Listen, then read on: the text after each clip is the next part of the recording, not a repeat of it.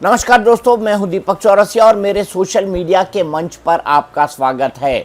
आज हम बिहार से लोकतंत्र की एक बड़ी आवाज उठाने जा रहे हैं। ये आवाज ये है कि क्या वाकई में आपका वोट चोरी हो रहा है। दरअसल वोट चोरी हो रहा है, ये कैंपेन राहुल गांधी पिछले 17 अगस्त से बिहार के अंदर चला रहे हैं। राहुल गांधी अब तक कई जिलों का भ्रमण कर चुके हैं। उनके साथ इस रैली के अंदर या इस यात्रा के अंदर उनके साथ प्रियंका गांधी भी हैं। इसके अलावा कल रेवंत रेड्डी जो कि तेलंगाना के मुख्यमंत्री हैं वो पहुंचे थे। एमके स्टालिन तमिलनाडु के मुख्यमंत्री वो आज पहुंचे हैं और उनके साथ उनकी बहन कनिमोझी भी है।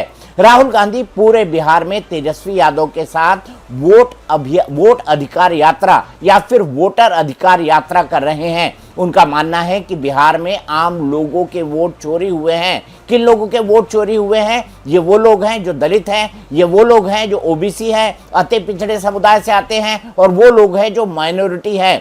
वोट चोरी करके चुनाव जीतना चाहती है एनडीए, राहुल गांधी का ये आरोप है। दरअसल हाल ही के दिनों में बिहार के अंदर एसआईआर यानी स्पेशल इंटेंसिव रिवीजन हुआ था और इस स्पेशल इंटेंसिव रिवीजन में 65 लाख लोगों के वोट काटे गए। राहुल गांधी का यही कहना है कि कुछ ऐसे लोग जो मृत नहीं हैं उनको मृत दिखाया गया है, कुछ ऐसी अशुद्धियां वोटर लिस्ट के अंदर है जिसके चलते अपने वोटर एनडीए के लोग बढ़वा रहे हैं और अपोजिशन के वोटर कटवा रहे हैं। राहुल गांधी का ये आरोप इसलिए सिग्निफिकेंट हो जाता है क्योंकि राहुल गांधी दिल्ली से बिहार तक लगातार यही बात कर रहे हैं। वो वोट चोरी के इन आरोपों को बेहद गंभीरता से ले रहे हैं और उनका आरोप है कि अगर 2024 के चुनाव में वोट चोरी नहीं हुई होती तो वो देश के प्रधानमंत्री बनते। उनका मानना है बीजेपी ने 240 सीटें वोट चोरी करके जीती हैं क्योंकि ऐसी कई सारी अशुद्धियां वोटर लिस्ट के अंदर थी। ऐसे कई सारे फर्जी वोटर जोड़े गए जिनके बल पर भारतीय जनता पार्टी ने इस चुनाव को जीता है। राहुल गांधी ने इसको एक्सप्लेन करते हुए बेंगलोर के कॉन्स्टिट्यूएंसी का डाटा भी दिया था। उन्होंने डाटा देते हुए महादेवपुरम की एक असेंबली कॉन्स्टिट्यूएंसी की केस स्टडी करी और केस स्टडी के अंदर ये पाया कि ऐसे कई सारे वोटर हैं जो वोटर 3-3 जगह पर रजिस्टर थे। ऐसे कई सारे वोटर हैं जहां पर 600, 700, 200, 300 वोटर एक एड्रेस पर रजिस्टर्ड हैं। मकान नंबर 0 लिखा गया है। ऐसी कई सारी चीजें राहुल गांधी ने बेंगलोर की महादेवपुरा असेंबली कॉन्स्टिट्यूएंसी के अंदर बताई थी और उसके बाद ये आरोप लगाया था कि इलेक्शन कमीशन वोट चोरी कर रहा है और इलेक्शन कमीशन की अब कोई भी विश्वसनीयता नहीं बची है और इलेक्शन कमीशन सिर्फ एनडीए के इशारे पर काम करता है। जब राहुल गांधी ने यह आरोप लगाया उसी के बीच स्पेशल इंटेंसिव रिवीजन चल रहा था और इसी स्पेशल इंटेंसिव रिवीजन में 65 लाख लोगों के वोट काटे गए। हालांकि इसके ऊपर इलेक्शन कमीशन का ये तर्क है, ये स्पेशल इंटेंसिव रिवीजन जो राहुल गांधी वोटर लिस्ट के अंदर अशुद्धियों को बात कर रहे थे उसी को हटाने के लिए किया जा रहा है। लेकिन राहुल गांधी ने इस आर्गुमेंट को नहीं खरीदा। राहुल गांधी ने यह कह दिया कि वोट चोरी में लोकसभा चुनाव से लेकर विधानसभा चुनाव तक इलेक्शन कमीशन पूरी तरह लिप्त था, जिसके चलते भारतीय जनता पार्टी को अनड्यू एडवांटेज मिला है। हाल ही के दिनों में अमित शाह का एक स्टेटमेंट भी आया था जिसमें उन्होंने कहा था कि भारतीय जनता पार्टी अगले 50 सालों तक यह राज करेगी। उनका यह तर्क है कि अमित शाह को एक कैसे पता कि भारतीय जनता पार्टी 50 सालों तक राज करेगी। यानी अमित शाह को पता है कि वोट चोरी हो रही है, यानी अमित शाह को पता है कि फर्जी वोट डलवाए जा रहे हैं, यानी अमित शाह को पता है कि फर्जी वोट जोड़े जा रहे हैं और इसी के आधार पर भारतीय जनता पार्टी बार बार जीतती है।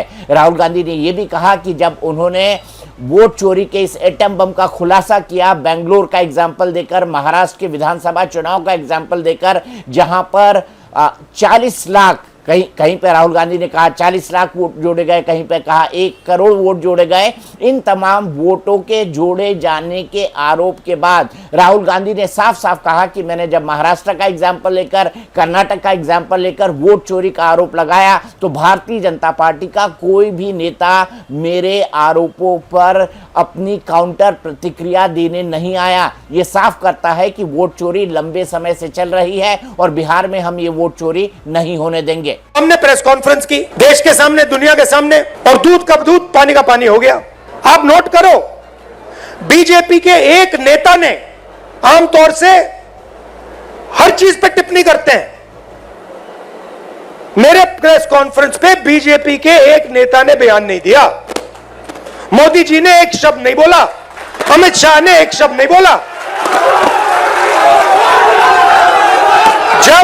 जब चोर को पकड़ा जाता है, चोर बिल्कुल चुप हो जाता है। जब पुलिस वाले उससे पूछते हैं क्या किया, बिल्कुल चुप हो जाता है, कुछ बोलता नहीं हो, क्योंकि जानता है कि भैया पकड़ लिया, फंस गया। तो ये हुआ है। दरअसल वोट चोरी से आम आदमी कैसे जुड़ा हुआ है? देखिए, लोकतंत्र में आपकी और मेरी ताकत क्या होती है? लोकतंत्र में आपकी और मेरी ताकत होती है एक वोट, क्योंकि एक वोट से सरकार बन जाती है, एक वोट से सरकार गिर जाती है। आपको याद होगा 1999 के अंदर अटल बिहारी वाजपेयी की सरकार एक वोट से हार गई थी। एक वोट से हारने और जीतने वालों की फेहरिस्त भी अच्छी खासी है, और मैंने कई बार इन एग्जाम्पल्स के बारे में आपको बताया है। तो ऐसे में अगर 65 लाख वोटों का हेर फेर हो जाएगा तो राहुल गांधी का यह तर्क है कि फिर इलेक्शन का नतीजा पूरी तरह से बदल जाएगा, और इलेक्शन का यह नतीजा पूरी तरह से बदल जाने के चलते ही लगातार जो है स्पेशल इंटेंसिव रिवीजन के नाम पर लोगों के वोट काटे जा रहे हैं। राहुल गांधी ने यह भी कहा कि जानबूझकर वोटर लिस्ट में ऐसे नाम काटे जा रहे हैं और ऐसे नाम जोड़े जा रहे हैं, काटे उनके जा रहे हैं जो अपोजिशन के लिए वोट देते हैं और जोड़े उनके जा रहे हैं जो बीजेपी के लिए वोट देते हैं।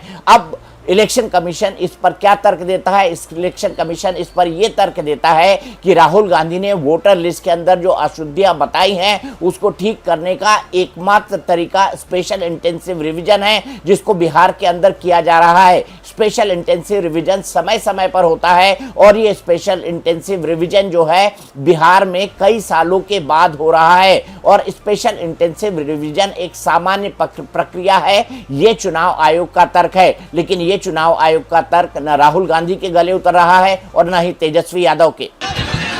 भाइयों और बहनों, याद है मोदी जी ने लोकसभा के चुनाव में क्या कहा था? याद है मोदी जी ने लोकसभा के चुनाव में कहा था कि देशवासियों सावधान हो जाओ, ये कांग्रेस वाले तुम्हारी भैंस चुरा देंगे। कहा था कि नहीं? अरे हमें क्या पता था, ये तो वोट चुरा रहे थे। भैंस छोड़ो, ये तो आपकी वोट चुरा लिए। तो सुनिए, ये वोट ये क्या है और इसका महत्व क्या है आपके लिए? ये वोट इस भारत के लोकतंत्र का आधार है, ये मूल है इस तंत्र का। ये वोट आपका वो अधिकार है जो सबसे कीमती अधिकार है। इसको आप चोरी होने देंगे? बोलिए, चोरी होने देंगे? इन्होंने क्या क्या चोरी किया है? आपके रोजगार चोरी किए हैं। लेकिन इस यात्रा के बीच कुछ ऐसा हुआ जिसको लेकर गपशप और राजनीतिक हलचल बहुत तेज हो गई है।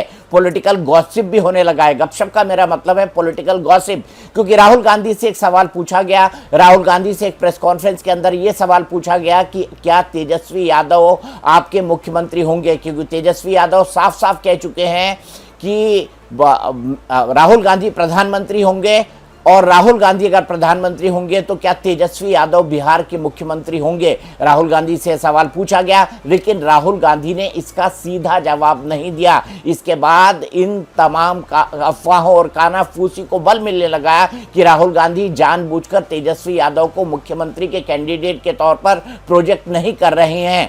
दरअसल राहुल गांधी को जानने वाले कहते हैं कि ये सवाल राहुल गांधी के सवालों की लिस्ट में था ही नहीं, लेकिन जब ये सवाल पूछा गया तो कांग्रेस पार्टी के युवराज जो है अचकचा गए, और कांग्रेस पार्टी के युवराज इसका सीधा सीधा जवाब नहीं दे पाए। हालांकि अगर राजनीतिक व्यवहारिकता की बात की जाए और आरजेडी यानी महागठबंधन अगर वहां पर जीतता है तो महागठबंधन का सबसे बड़ा दल होगा तेजस्वी यादव का दल आरजेडी, और ऐसे में सबसे बड़े दल के नेता को ही मुख्यमंत्री बनाया जाएगा। और आरजेडी पहले ही घोषणा कर चुकी है कि तेजस्वी यादव उनके मुख्यमंत्री होंगे। तेजस्वी यादव के लिए एक दिक्कत इस वोटर अधिकार यात्रा या वोट अधिकार यात्रा से यह भी हो रही है कि उन पर यह आरोप लग रहा है कि वो कांग्रेस पार्टी के पिछलग्गू हो गए हैं। अब तक क्या होता था? अब तक लालू यादव यादव के यहाँ से जो जो फरमान निकलता था उसको कांग्रेस के नेता अक्षरशः स्वीकारते थे और उसके बाद कांग्रेस एक पिछलग्गू की तरह आरजेडी की वहां पर काम करती थी बिहार राज्य के अंदर।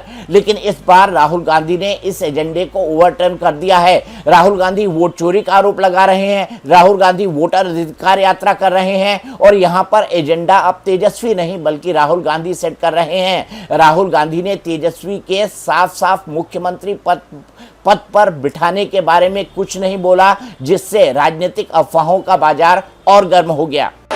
ये लोग चाहते हैं बाहर से कुछ लोग, दो व्यक्ति आ करके हमारे बिहार के वोटरों का नाम काट दें, लेकिन राहुल गांधी जी, प्रियंका जी और हम सब लोग मिलकर के किसी भी बिहारी भाई बहनों का वोट से नाम कटने नहीं देंगे। चाहे जो कुर्बानी हम लोगों को देनी होगी उस कुर्बानी को हम लोग देने का काम करेंगे।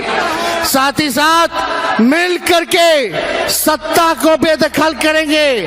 आगामी आने वाले चुनाव में इस नकलची और खटारा सरकार को हम लोग मिल करके उखाड़ फेंकने का काम करेंगे और एक नई सोच की नया बिहार बनाने का काम करेंगे।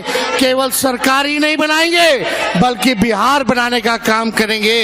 इसलिए आप सब हमारे साथी कई दिनों से पूरे बिहार में आज 10वां दिन है, लगातार साथ दे रहे हैं। उन सब भाइयों को, बहनों को, माताओं को, बुजुर्गों को हम धन्यवाद देना चाहेंगे और आप सब लोगों का ऐसे ही हौसला बुलंद रहे। आप लोग सुनिश्चित कीजिए, अगर सरकार को बदलना है कि नहीं बदलना, जोर से बोलिए, बदलना है। बदलना है तो पहले वोट बचाइए, आप अपने वोटों का हिफाजत कीजिए। ध्यान रखिए कि किसी भी लोगों का वोटर लिस्ट से नाम ना कटे और हम लोग इस सरकार को गद्दी से बेदखल करने का काम करेंगे। अगर आप मुझसे पूछेंगे कि क्या वोट चोरी हो रहा है तो मैं ये कहूंगा कि वोट चोरी का आरोप लगा देना ये बड़ा आसान है, लेकिन इसको स्थापित करना, इसको सत्य के तौर पर साबित करना ये बड़ा मुश्किल है। लेकिन राजनीति में आरोप प्रत्यारोप लगते हैं, इसीलिए राहुल गांधी वोट चोरी के अपने नैरेटिव को आगे बढ़ा रहे हैं। इसीलिए वो तेलंगाना से रेवंत रेड्डी को लेकर आए, इसीलिए वो साउथ से एमके स्टालिन को लेकर आए, ताकि वो ये बता सकें कि कश्मीर से लेकर कन्याकुमारी तक और कच्छ से लेकर कोहिमा तक वोट चोरी एक बहुत बड़ा मुद्दा बन चुका है और इसी वोट चोरी के आधार पर वो आने वाला चुनाव जीत सकते हैं या चुनाव जीतने वालों की क्रेडिबिलिटी पर संकट खड़ा कर सकते हैं।